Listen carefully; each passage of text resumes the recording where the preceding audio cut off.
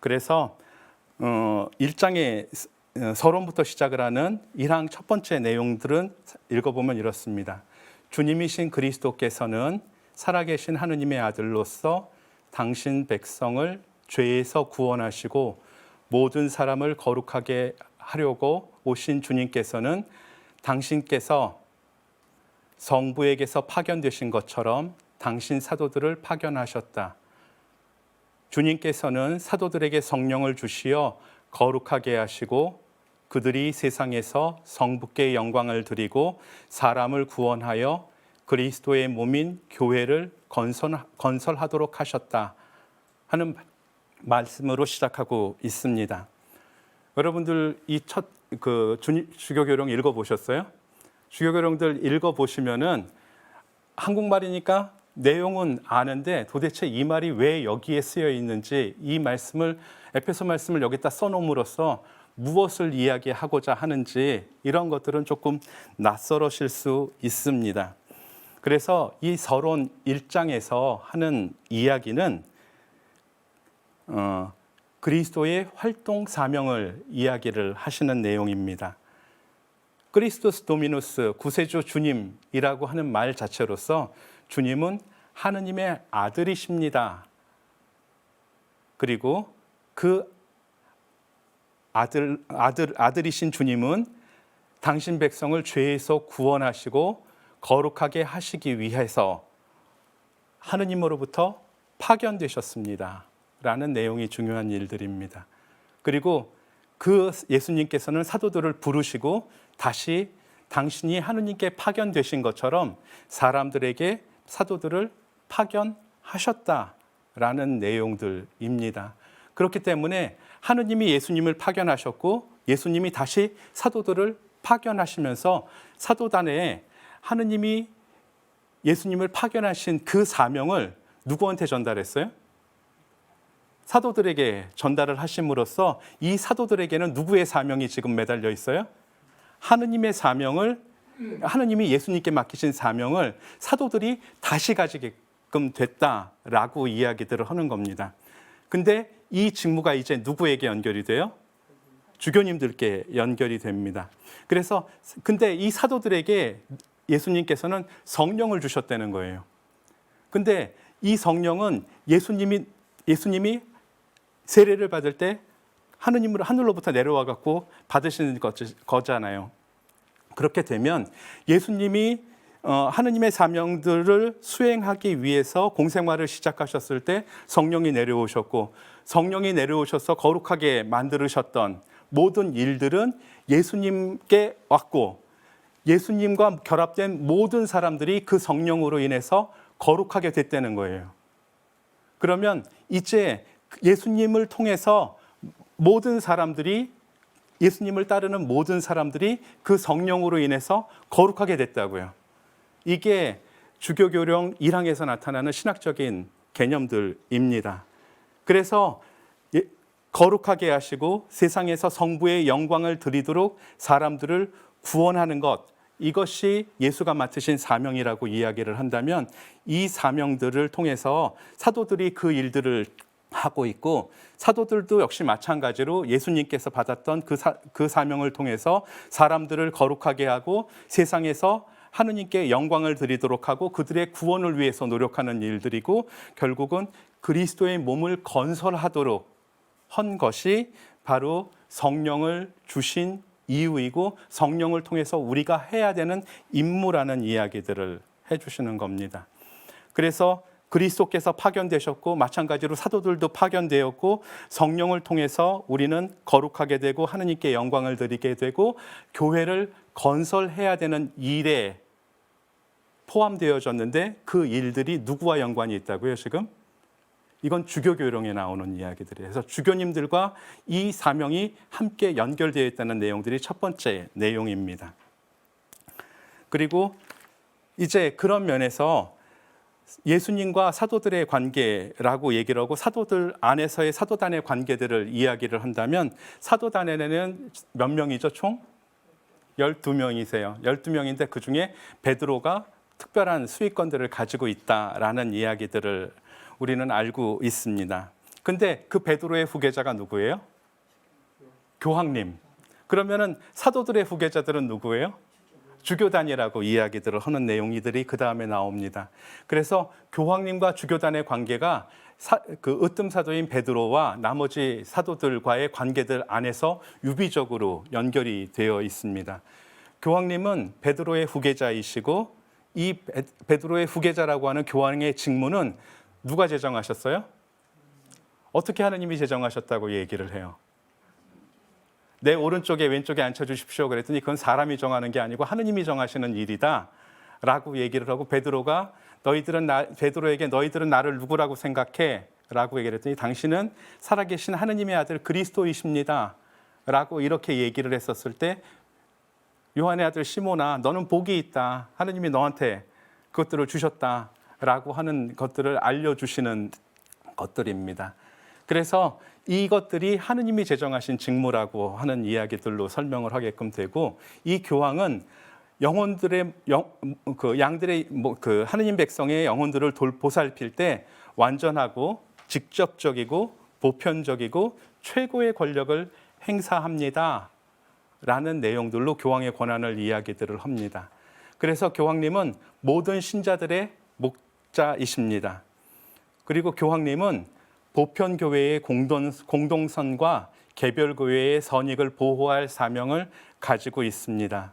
그래서 보편교회, 개별교회라고 하는 개념들이 있는데 보편교회는 하느님 백성 전체입니다. 로마, 바티칸만이 아니라 예수를 그리스도로 고백했었던 하느님의 백성 전체를 보편교회라고 이야기들을 하는 거고 개별교회는 우리가 흔히 알고 있기로 가장 기본적으로 교구, 단위를 통해서 구체적으로 드러나는 하느님의 백성의 모습들을 갖다 개별교회라고 이야기를 하는데 보편교회의 공동선 그리고 개별교회의 선익을 보호하는 것이 교황님의 사명이십니다. 그리고 모든 교회에 대해서 직권의 수익권을 가지고 있다라는 것이 바로 그 주교교령에 나타나는 교황님에 대한 내용입니다.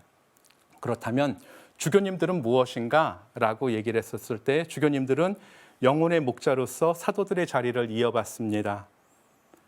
교황과 더불어 교황의 권위 아래 그리스도의 활동을 영구히 계속할 사명을 받았습니다. 그래서 주교님들께서는 모든 민족들을 가르치고 거룩하게 하며 돌보는 명령과 권력을 받아서 주교님들은 성령을 통하여 신앙의 참 스승, 대사제, 목자가 되신다. 그리고 축성을 통해서 교황과 일치하여 단체적으로 보편교회에 대한 교도권과 사목 통치를 수행하십니다. 라는 내용입니다. 한 문장 안에 너무 많은 내용들이 담겨져 있어 갖고 조금 더 설명을 해야 됩니다. 주교님은 어떻게 되세요? 주교 축성을 통해서 이루어진다라고 얘기를 하는데 주교 축성은 또 어떻게 돼요? 주교단의 안수를 통해서 주교 축성들이 이루어집니다. 그래서 여러분들 주교님들이 축성이 되셨을 때에는 교황님이 허락을 하시고 난 다음에 그 주교 축성이 됐었을 때 서품식에 참석을 하시잖아요. 그러면 그 서품식에 참석한 주교님들이 누구가 참석하셨는지 그것도 공식적으로 기록이 돼서 이분이 어떻게 주교 축성을 받으셨는지에 대한 내용들이 거기 같이 기록이 됩니다. 이건 굉장히 중요한 일들이에요. 그래서 가톨릭 교회의 특징들 중에 사도로부터 이어온 이라고 하는 이야기들을 우리가 신앙 고백으로 하잖아요. 그런 것처럼 이렇게 사도들의 안수를 통해 갖고 주교님들이 축성되는 과정들이 있고 이러한 주교 특성을 통해서 교황님과 일치하게끔 됩니다. 교황님이 임명하지 않은 주교님들은 축성될 수 없습니다. 그리고 그런 면에서 주교님들께서는 혼자 스스로 교황님은 혼자 아까 최고의 직권들을 가지시지만 주교님들께서는 각자 개별적인 것이 아니고 보편교회에 대해서는 개별적으로 권한을 행사하지 않으시고 주교단을 이루어서 그 당신의 보편교회에 대한 교도권과 사목을 통치하시게 된다는 이야기들입니다.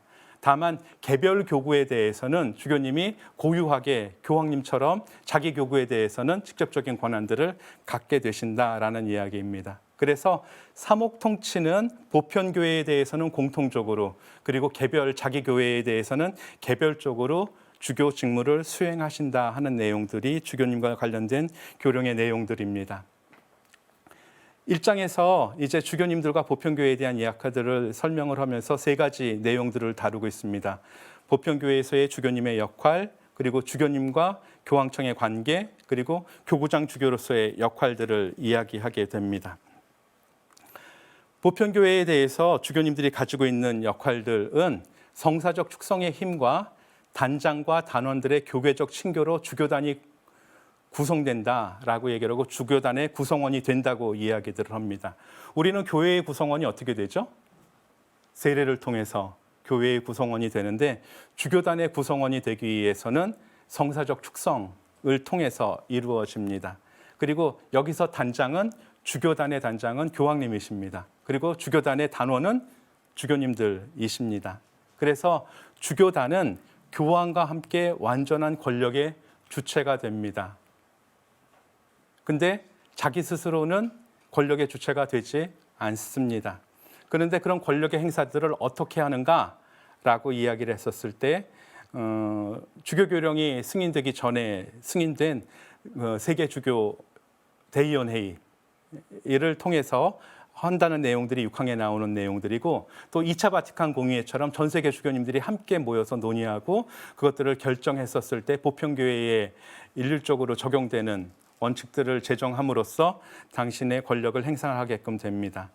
이렇게 주교님들은 다른 주교들과 협력해서 선교, 복음화, 사도직 활동의 증진 및 어려운 이들에게 형제적 기도와 도움이 될 수 있도록 해주는 일들입니다. 주교님들께서 다양한 직무들을 맡으시기 때문에 각각의 상황이 다를 수 있잖아요. 근데 개별 교구의 교구장들이시기 때문에 우리 교구만 잘 되면 되는가?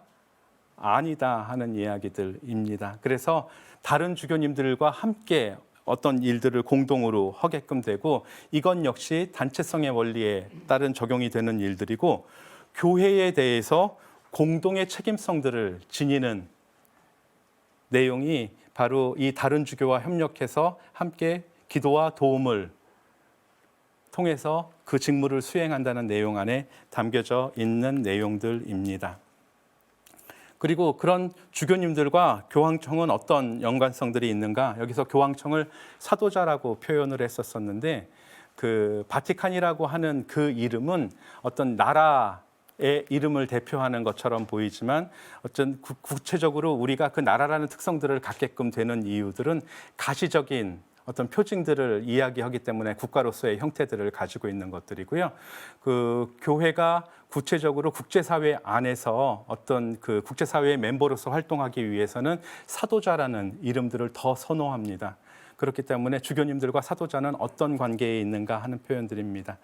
주교님들은 사도들의 후계자로서 자기 교구에서 사목 임무를 수행에 요구되는 고유한 직접적 권한을 소유하고 있습니다 라는 겁니다.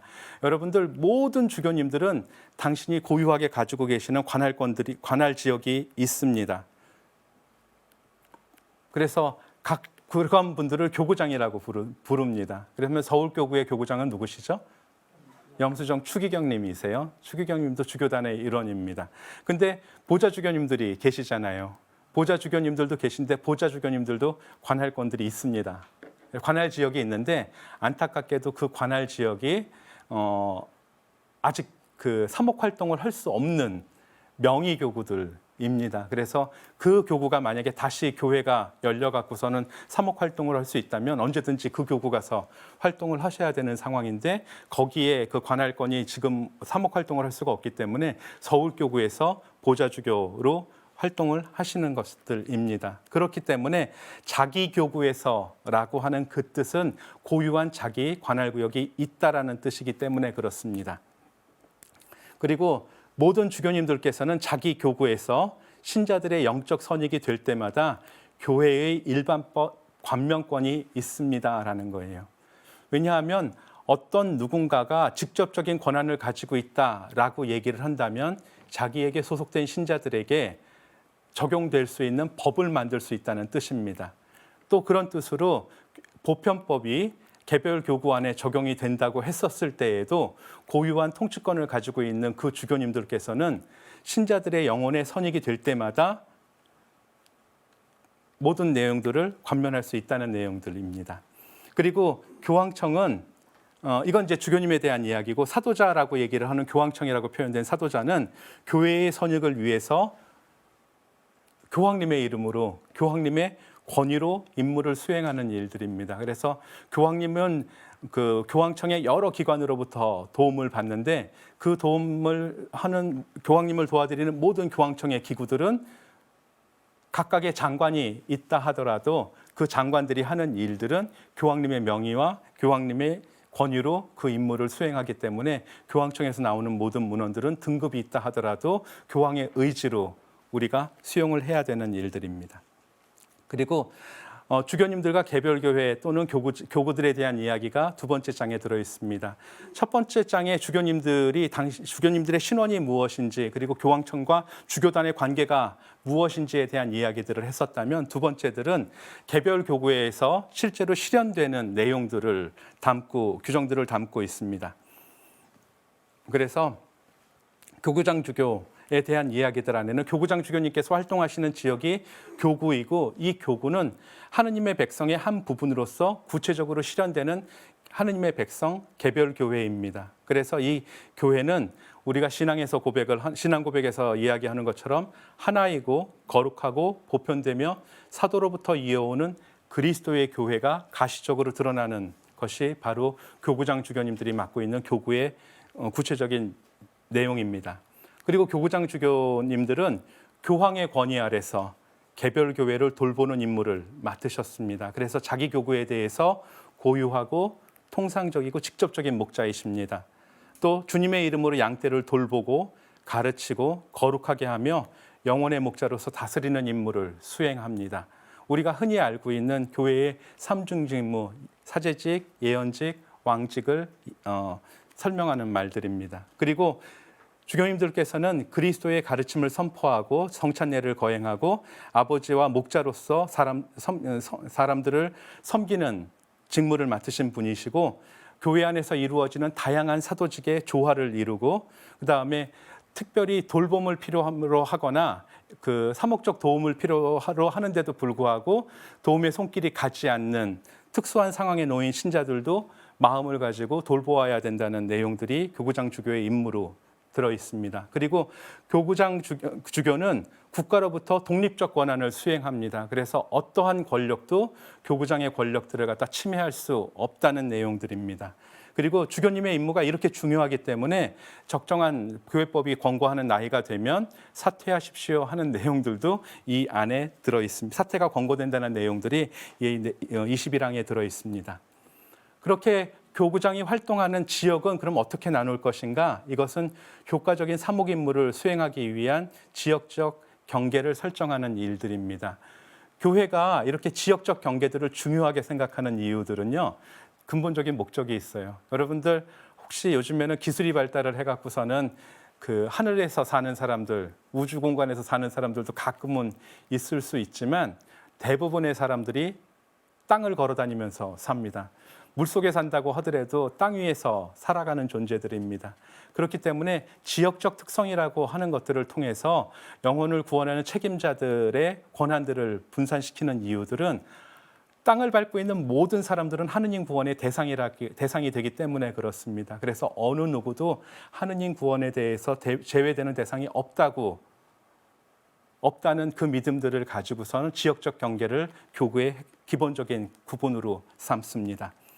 그리고 사도직이 요구하는 알맞은 성직자와 재산의 합리적인 분배가 가능한 상태로 경계를 설정하게끔 되고, 최근에 서울 교구를 설정을 했었던 것들이 의정부 교구가 2004년에 서울 교구에서 분리됐잖아요. 이런 맥락에서 사제의 수와 재산의 합리적인 분배들을 통해서 조정들을 했었습니다.